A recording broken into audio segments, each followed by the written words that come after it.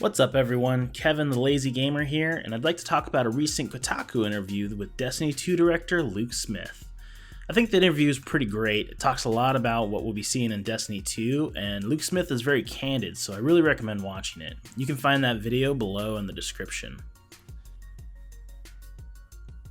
First thing I'd like to tackle is something the internet has been kind of up in arms about, which is Luke Smith's comments about the darkness.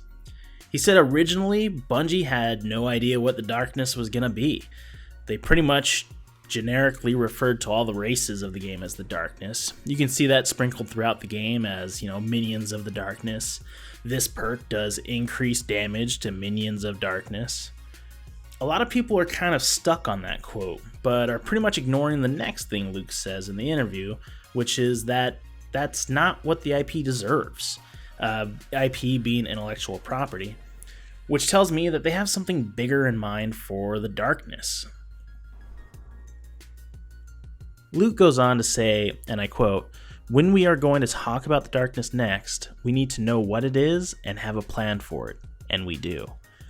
Bungie isn't leaving darkness behind. They're looking ahead beyond Destiny 2, but right now they're just focusing on the story for Destiny 2. And the story is all about Dominus Gall taking our light. Everything else is just for another day."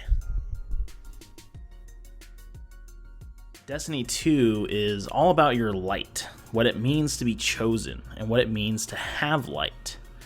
Even the wipe screen that usually says you've been consumed by darkness now says your light fades away. That sounds to me like we're going to primarily focus on what our light is, what it means to be a guardian, and why something like the light or the traveler even exist. I think once we've got a good grasp on what it means to have light, then we'll be able to focus on other things within the Destiny story.